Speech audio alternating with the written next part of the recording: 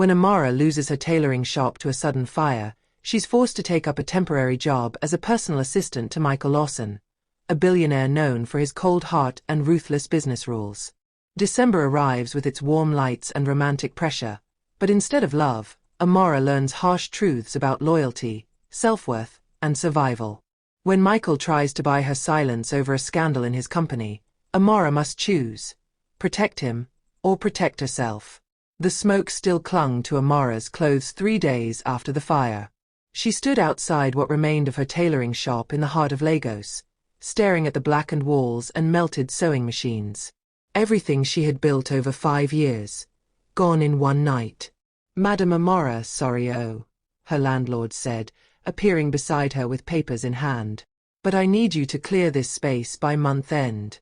Insurance people say the fire started from your shop." Amara's heart sank. "Mr. Johnson, you know that's not true. The electrical fault was from—" "I don't want walla with anyone," he interrupted, walking away. "Just clear out." She sat on the curb, head in her hands. Her savings were depleted from the last hospital bill for her younger brother's surgery. Her phone buzzed, a message from her friend Blessing. "There's a job opening. Personal assistant to Michael Lawson. 6-month contract. The pay is crazy good, but the man is difficult. Should I send your CV?" Amara knew Michael Lawson's reputation. The 35-year-old billionaire CEO of Lawson Industries was famous for 2 things: his Midas touch in business and his ice-cold personality. People said he fired assistants like others changed clothes. But she had no choice. "Send it," she replied. 2 days later, Amara sat in the reception of Lawson Industries headquarters in Victoria Island, wearing her only good dress, a navy blue Ankara piece she'd sewn herself. The building was all glass and marble, intimidating in its perfection. "Miss Amara Okafor?" A stern woman appeared. "Mr. Lawson will see you now. You have exactly 10 minutes. The office was massive, with floor-to-ceiling windows overlooking Lagos Island. Behind an imposing desk sat Michael Lawson, tall, dark-skinned, impeccably dressed in a charcoal suit. He didn't look up from his laptop. "You're late," he said flatly. Amara checked her watch. "Sir, I'm actually 5 minutes early. If you're not 15 minutes early, you're late." His eyes finally met hers, cold and assessing. "Your CV says you ran a tailoring business. Why should I hire someone with no corporate experience?" "Because I built a successful business from nothing," Amara said, refusing to be intimidated. "I managed finances, suppliers, difficult clients, and tight deadlines. I'm organized, I solve problems, and I don't give up when things get hard." Something flickered in Michael's expression. Surprise, maybe respect. The last 3 assistants quit within 2 months. "This job requires 12-hour days, weekend availability, and absolute discretion. I don't tolerate mistakes, excuses, or emotional drama." Still interested. Amara thought of her burned shop, her empty bank account, her brother counting on her. "Yes, sir. You start Monday. 6-month contract. Break it, and you'll owe me for recruitment costs. Miss Grace will handle your paperwork." He returned to his laptop, dismissing her. As Amara left, she overheard 2 employees whispering, "Another one? She won't last a month with that devil." Walking out into the December heat, Amara wondered what she'd just signed up for. Christmas lights were already going up across the city, but she felt none of the season's warmth. This was survival, not celebration. Oh wow. Amara just walked straight into the lion's den. A 6-month contract with Lagos's coldest billionaire? If you're already hooked, smash that like button and subscribe to Folktales by Inaya. Drop a comment. Will Amara survive working for Michael? Or will she become assistant number 4 to quit? What comes next reveals Michael's impossible first assignment, and it's going to shock you. Share this video. Turn on notifications. Monday morning arrived with Lagos traffic and Amara's anxiety. She'd spent the weekend researching Michael Lawson, billionaire orphan who built his empire from his late father's struggling company, never married, no known relationships, reputation for ruthlessness. "You're 12 minutes early," Michael said when she entered his office at 7:48 a.m. "Improvement. Here's your first task." He handed her a thick folder.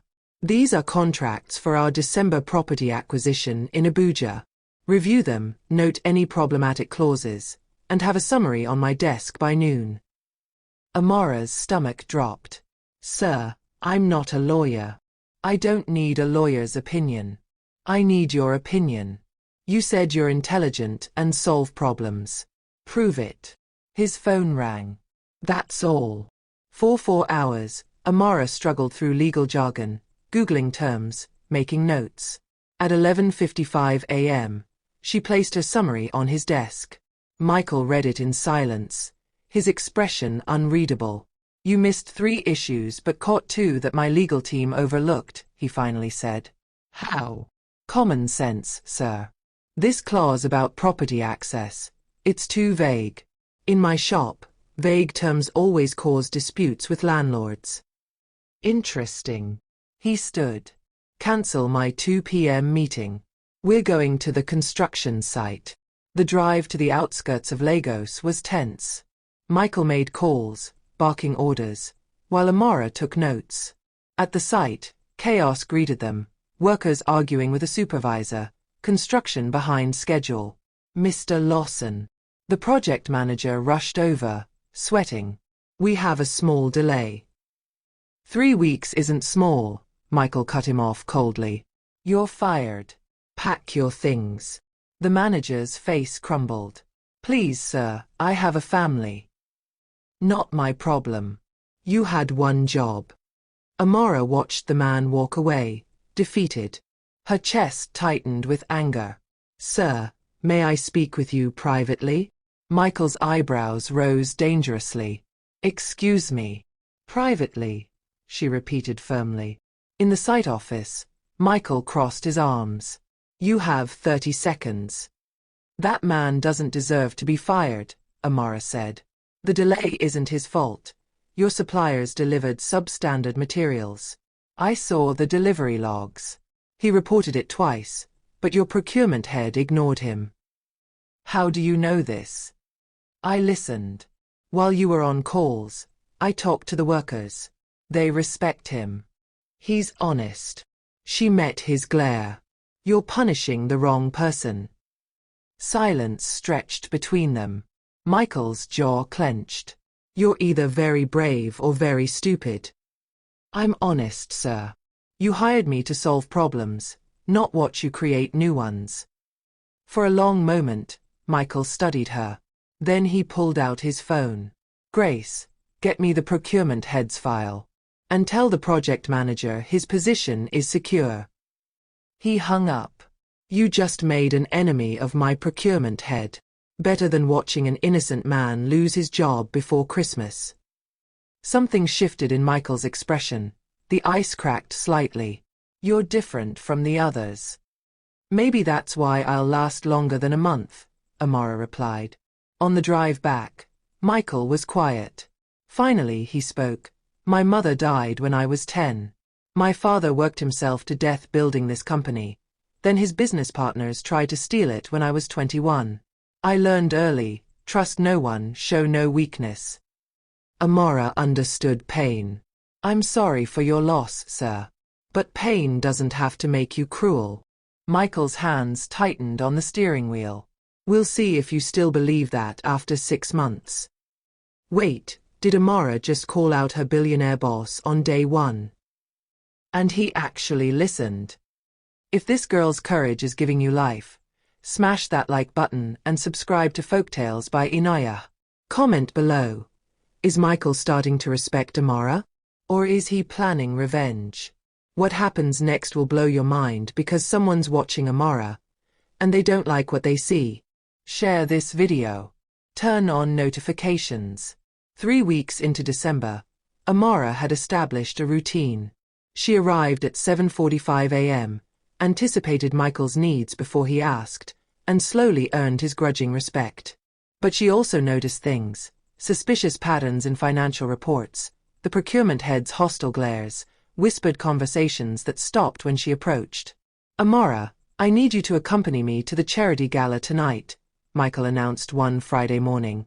"It's a business obligation. Wear something formal." That evening, borrowed dress from Blessing and all, Amara entered a world of Lagos elite. Politicians, business moguls, society women dripping in gold. Michael, devastating in a black tuxedo, introduced her as his assistant. She noticed how people looked at him, with fear, admiration, envy. Michael Lawson. A beautiful woman approached, touching his arm possessively. "It's been too long. Clara." Michael's voice was polite but distant. "This is my assistant, Amara." Clara's smile didn't reach her eyes as she assessed Amara's borrowed dress. "How quaint. Michael darling, we need to discuss our family's business merger." "There's no merger," Michael said flatly. "I told your father last month." Clara's smile hardened. "We'll see about that." Later, on the balcony escaping the crowd, Amara found Michael staring at the Lagos skyline. "You handled Clara well," she ventured. "Clara thinks her family's old money entitles her to anything she wants. Including me." He loosened his bow tie. "My father arranged our engagement before he died. I broke it off when I turned 25. She's never forgiven me." "Why did you break it?" Michael turned to her. "Because marriage should be more than a business transaction. My parents' marriage was a corporate merger. They were miserable. I won't repeat their mistake." Amara saw vulnerability in his eyes for the first time. "So the ice-cold billionaire actually has a heart." "Don't spread rumors," he said, but a smile tugged at his lips, the first real smile she'd seen. Their moment was interrupted by Michael's phone. His face darkened as he read the message. "We need to leave. Now." In the car, Michael was tense. "There's a problem at the office. Someone leaked confidential information about our Abuja acquisition. Our competitors now know our bid price." "Who has access to that information?" "Only senior management. And you." Amara's blood ran cold. "Sir, I would never." "I know." His certainty surprised her. "But someone is setting you up. Your computer was accessed remotely last night." At the office, Michael's head of security showed them footage. Someone had entered using Amara's access card, but the figure was too tall, too broad to be her. "The procurement head," Amara breathed. "He has a nephew in IT.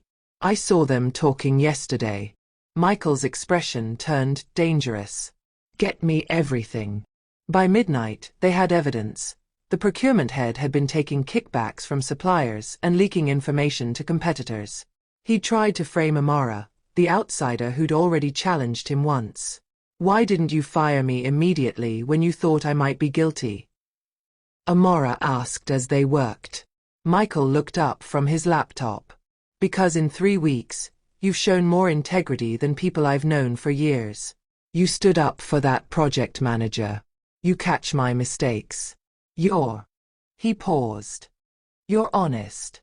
That's rare in my world. Thank you for trusting me." "Don't thank me yet. Whoever's behind this is bigger than the procurement head. Someone wants to destroy this company." His eyes met hers. "And now they'll come after you too." Amara felt fear, but also something else. A strange thrill at being trusted by this complicated, damaged man. December's romantic season was touching even Michael Lawson's frozen heart. But danger was coming, and she was right in its path. Hold up. Someone tried to frame Amara and she nearly lost everything. But Michael trusted her. If your heart is racing, smash that like button and subscribe to Folktales by Inaya. Drop a comment. Who's really behind the sabotage? Is it Clara? A business rival? What's coming next reveals the shocking truth, and Amara faces her biggest test yet. This gets intense. Share this video. Turn on notifications. The week before Christmas, everything fell apart. Michael's company was preparing for its biggest deal, a government contract worth billions. Then the story broke. Lawson Industries accused of bribery and fraud. News outlets everywhere carried it. Anonymous sources claimed Michael had paid off government officials, falsified documents, endangered workers. His company's stock plummeted. Partners withdrew. The police opened an investigation. Amara watched Michael handle crisis after crisis, his expression carved from stone. But in private moments, she saw the cracks, the exhausted slump of his shoulders, the worry in his eyes. "It's all lies," he told her in his office one evening. Lagos lights glittering below. Someone manufactured evidence, created false witnesses. But the damage is done. Who would do this? I have enemies. Competitors who want my company. Politicians I refused to bribe. He laughed bitterly. I built everything by the rules, and now I'm being destroyed by people who don't follow any. Amara's heart ached for him. Over 4 months, she'd seen beyond the cold exterior, the man who secretly paid for his employees' children's school fees, who visited construction sites to ensure worker safety, who remembered every staff member's name. He wasn't perfect, but he wasn't the villain the media painted. "We'll fight this," she said firmly. "The truth will come out." Michael looked at her with something like wonder. "You still believe in me? I know you." He crossed the room, standing close enough that she could smell his cologne. "Amara, you should distance yourself. This scandal will touch everyone associated with me." "I'm not leaving." "You're stubborn. You noticed." She smiled despite everything. "Besides, you still owe me 3 months on my contract." His hand brushed her cheek, gentle and unexpected. "What am I going to do with you?" Before she could answer, his phone rang. Michael's lawyer, voice grave. "Michael, we have a problem. Someone's offering a deal. They'll drop the allegations if you pay 50 million naira and resign as CEO. That's blackmail. It's also your only option right now. The alternative is a long court battle you might lose, even if you're innocent." After the call, Michael sat heavily. 50 million to make it disappear. My reputation destroyed, my company taken, but at least I'd avoid prison. "You can't give in," Amara protested. "I can't win. They've covered their tracks perfectly. No paper trail, witnesses too scared to recant." He looked broken. Maybe it's time to accept defeat. That night, Amara couldn't sleep. She reviewed everything, the timeline, the accusations, the anonymous sources. Something nagged at her. She called Blessing. "Remember that society woman at the gala? Clara.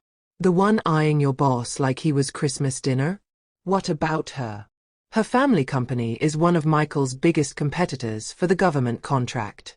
And she was furious when Michael rejected her." "You think she's behind this?" Amara remembered Clara's smile. A woman scorned with money and connections? Absolutely. She spent the weekend digging, calling contacts from her tailoring days. Drivers, caterers, housekeepers who worked for Lagos Elite and heard everything. Slowly, pieces fell into place. Monday morning, she entered Michael's office with a file. "I found something. Amara, I told you to stay out of this. Just listen." She laid out photos, phone records, testimonies. Clara's family hired a PR firm to plant the stories. They paid the anonymous sources, all people fired from your company for legitimate reasons, now getting revenge. The bribery evidence? Forged documents using your old signatures from public contracts. Michael stared at the evidence, hope and disbelief warring in his expression. "How did you get this?" "I have connections you don't. The invisible people. Drivers, secretaries, cleaners. They see everything, and they like me because I treat them like human beings. This is... Amara, this could clear my name." "It can. But..." She took a deep breath. "Clara knows I've been investigating. She called me yesterday. She's offering me 5 million naira to keep quiet and disappear. She said she'll destroy me if I don't. Michael's expression turned to ice. What did you tell her? I haven't answered yet. I wanted to talk to you first. He stood slowly. 5 million naira. That's more than your entire contract is worth. Enough to rebuild your shop, secure your future. I know. So why haven't you taken it? His eyes searched hers intensely. Oh no. Clara's trying to buy Amora's silence. 5 million naira to let Michael burn. If you're screaming at the screen right now, smash that like button and subscribe to Folktales by Inaya. Drop a comment. Should Amora take the money? Or stand by Michael? The finale drops the ultimate twist and you won't believe what Amora decides. This ending will leave you speechless. Share this video. Turn on notifications. Amora met Michael's intense gaze, her heart pounding. I haven't taken the money because some things matter more than cash. Like what? His voice was rough with emotion. Like integrity. Like standing up for truth. Like... She hesitated. Like protecting someone I've come to care about. Michael closed the distance between them. Amora, if you testify against Clara with this evidence, she'll destroy you. She has lawyers, connections, power. She'll drag your name through every newspaper, claim you're lying to protect me because we're... He stopped. Because we're what? Amora whispered. Because somewhere between your first day and now, you became more than my assistant. His hand cupped her face. You became the only person I trust completely. The only person who sees me, not my money or power. And I can't let you sacrifice yourself for me. Amora's eyes filled with tears. You don't get to make that choice. This is my decision. Then choose yourself. Take the money. Rebuild your shop. Walk away clean. Is that what you want? What I want doesn't matter. I want you safe. Amora stepped back, thinking of her burned shop, her struggles, the weight of poverty she'd carried for months. 5 million naira could change everything.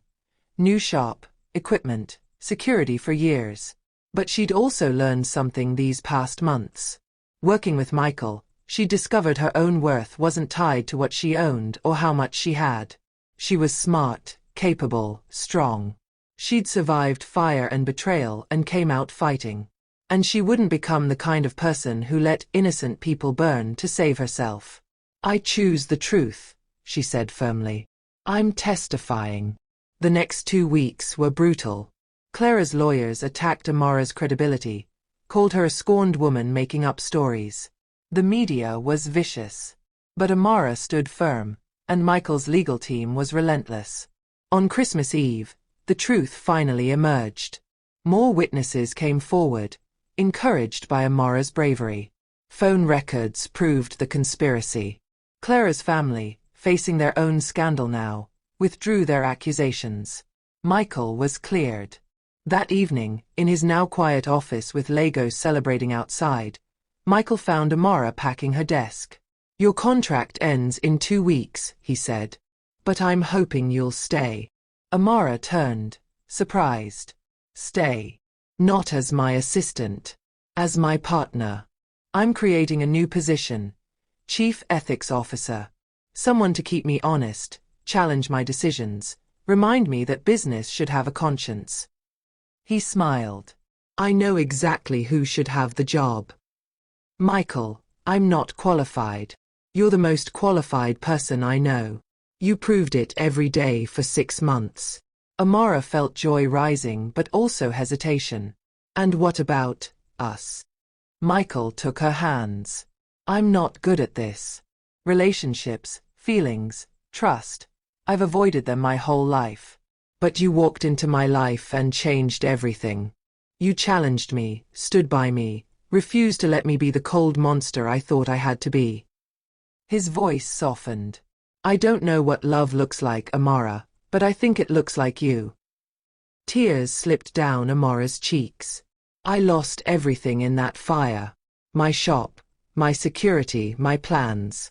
I thought I was taking this job just to survive. But I gained something more valuable. I found myself.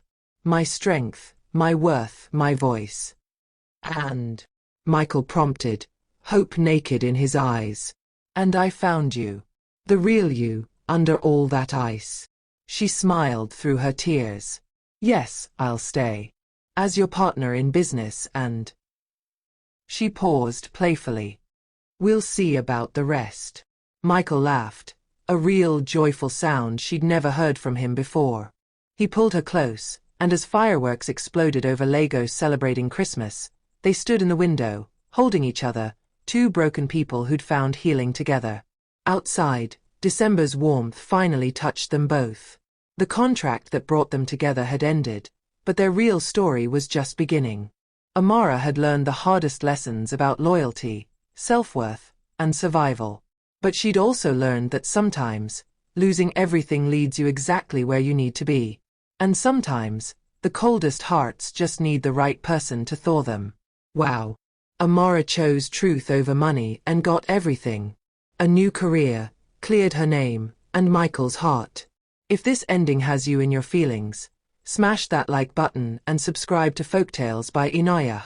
Comment. What was your favorite moment from this story? What should our next story be about?